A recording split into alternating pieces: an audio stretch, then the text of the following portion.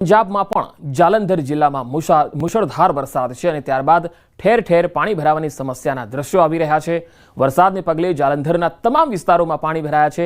આ બંને તસવીરોમાં તમે જોઈ શકો છો। જાલંધરમાં પાણી વધવાના કારણે ડેપ્યુટી કમિશનરે આજે તમામ કોલેજોમાં રજા જાહેર કરી છે। નગરપાલિકા અને સેનેટરી કર્મચારીઓને સાથે મળીને કામ કરવાની સૂચનાઓ અપાઈ અને પ્રોત્સાહન પણ આપવામાં આવી રહ્યું છે। બે અલગ અલગ તસવીરો જાલંધરથી આવી રહી છે।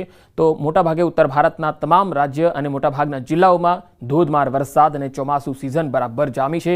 ક્યાંક ડેમના પાણી જે છે એ છોડાઈ રહ્યા છે તો ક્યાંક નદી નાળા છલોછલ થઈ રહ્યા છે અને તેના કારણે પારાવાર મુશ્કેલી છે।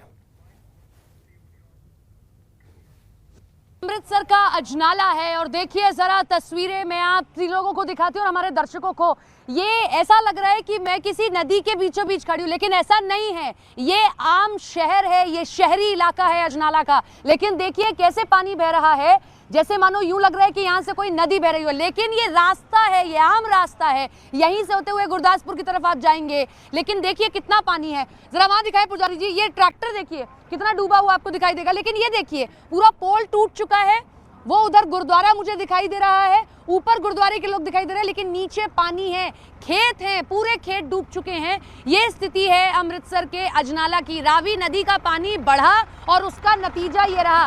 ट्रैक्टर ही सहारा बचा है कि आप चल सकते हैं, अन्यथा आप किसी और चीज से चल नहीं सकते। जरा वो पानी देखिए, उसको देखकर डर लग रहा है। और पुजारी जी अपना भी पूरा ध्यान रखिएगा, क्योंकि कहाँ गड्ढा है ये पता कर पाना इस पानी में मुश्किल हो रहा है। जरा देखिए वो दिखाइए जरा पुजारी जी, पूरा घर डूबा हुआ है, पूरा प्रथम तल इस घर का डूब चुका है। ये देखिए अगर आप देखेंगे पूरा का पूरा प्रथम तल डूब गया है और पूरा पानी खेतों की तरफ जा रहा है। यानी कि कहते हैं ना, मार सिर्फ एक नहीं है कि आपके घर डूब रहे हैं, मार तो ये भी है कि पंजाब अपनी खेती के लिए जाना जाता है, लेकिन यहाँ किसानों के लिए चुनौती दौरी हो गई है। घर में भी पानी भर गया, खेतों में पानी भर गया। जरा वो देखिए, मुझे भी देखिए, अगर आप, मैं इससे आगे जाऊंगी अब और घुटनों से ऊपर पानी आने लगा है।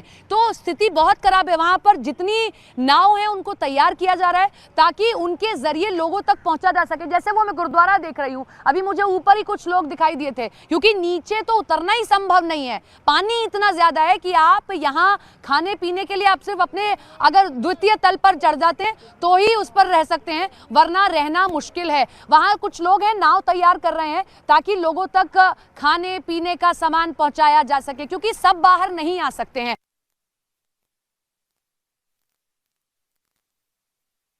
હવે ઉત્તરાખંડની તસવીર પણ આપને બતાવીએ। ઉત્તરાખંડમાં અચાનક હવામાન બદલાઈ ગયું। ચમોલી જિલ્લાના ઊંચાઈવાળા વિસ્તારોમાં આ ઋતુની પહેલી હિમવર્ષા શરૂ થઈ છે। બદ્રીનાથ ધામ, હેમકુંડ સાહિબ અને નીલકંઠ પર્વત જેવા ઊંચા શિખરો સફેદ ચાદરથી ઢંકાયેલા છે। અચાનક બરફવર્ષાને કારણે આ વિસ્તારોમાં હવામાન અત્યંત ઠંડુ થઈ ગયું છે। તો ગઈકાલે પણ આવા જ દ્રશ્યો જોવા મળ્યા હતા અને આજે પણ અમે આ દ્રશ્યો આપને બતાવી રહ્યા છીએ, કારણ કે લગાતાર 2 દિવસથી જાણે પહાડોએ સફેદ ચાદર ઓઢી લીધી હોય એવા દ્રશ્યો સામે આવી રહ્યા છે। ગઈકાલે ચમોલીના જ આપણે દ્રશ્યો જોયા હતા। આજે પણ ચમોલીના ઊંચાઈવાળા વિસ્તારોથી નવી એક તસવીર આવી રહી છે, જેમાં ઊંચા શિખરો સફેદ ચાદરથી ઢંકાયેલા હોય એવું દેખાઈ રહ્યું છે। તો ઉત્તરાખંડના અલ્મોડામાં સતત વરસાદથી સામાન્ય જનજીવન જ નહીં પરંતુ પ્રાણીઓ પર તેની અસર જોવા મળી રહી છે। કોસીમાં પૂર આવ્યું છે અને નદીમાં એક દીપડો તરતો જોવા મળે છે, જે મૃત હાલતમાં છે। કેટલાક લોકોએ મહાતગાંવ નજીક નદીમાં તરતા દીપડાનો એક વિડીયો પોતાના મોબાઈલમાં કેદ કર્યો છે। જોઈ શકાય છે કે પૂરનો પ્રકોપ છે અને જળતાંડવ છે, તારાજીના દ્રશ્યો છે, ત્યારે માત્ર જનજીવન નહીં પરંતુ પશુ પક્ષીઓ અને પ્રાણીઓ પર તેની ગંભીર અસર જોવા મળી રહી છે। પૂરના પ્રવાહમાં દીપડાનો એક મૃતદેહ પણ મળી આવ્યો। ઉત્તરાખંડના નૈનીતાલ જિલ્લાના પહાડી વિસ્તારોમાં સતત વરસાદની અસર છે। ગૌલા નદી પર દેખાઈ રહી છે તેની અસર। કાઠગોદામ અને હલ્દવાનીમાં ગૌલા નદી ભયના નિશાનથી ઉપર વહી રહી છે।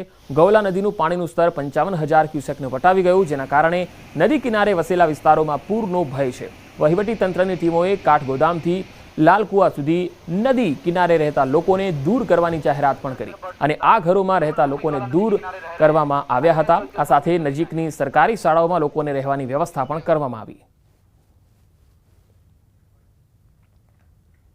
તો જમ્મુ કાશ્મીરમાં માડી નાલામાં પાણીના સ્તરમાં અચાનક વધારો થવાથી પૂર જેવી સ્થિતિ સર્જાઈ। આ ઘટનાથી વિસ્તારમાં અરાજકતાનું વાતાવરણ છે। લોકો ગભરાઈ ગયા। માહિતી મળતા જ પોલીસની ટીમ પણ સ્થળ પર આવી પહોંચી અને પરિસ્થિતિનો તાગ મેળવ્યો। સ્થાનિક રહેવાસીઓએ જણાવ્યું કે માડી નાલામાં તેમણે આટલો ઝડપી અને ખતરનાક પ્રવાહ પહેલા ક્યારે નથી જોયો।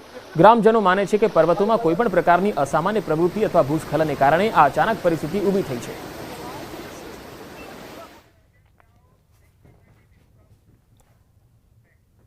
હવે વાત ભૂકંપની. અફઘાનિસ્તાનમાં ભૂકંપના મોતનો આંકડો વધ્યો છે. અત્યાર સુધીમાં 1100 લોકોના મૃત્યુના અહેવાલ આવી રહ્યા છે.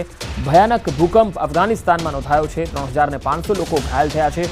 પૂર્વી અફઘાનિસ્તાનમાં 6ની તીવ્રતાનો આ ભૂકંપ હતો, જે ગઈકાલે નોંધાયો હતો. કાબુલ નજીક ભૂકંપનું કેન્દ્રબિંદુ હોવાની માહિતી મળી હતી અને હાલ તેનો આંકડો જે છે અપડેટ થયો છે અને કુલ 1100 જેટલા લોકોના મૃત્યુ થયાના અહેવાલ આવી રહ્યા છે, જ્યારે 3500 લોકો ઘાયલ છે. અનેક ઇમારતો અને અનેક મકાનો જે છે ધ્વસ્ત થયા છે, તિરાડો પડી ગઈ છે. અફઘાનિસ્તાન ખાસ કરીને તેનો પૂર્વ ભાગ ભારે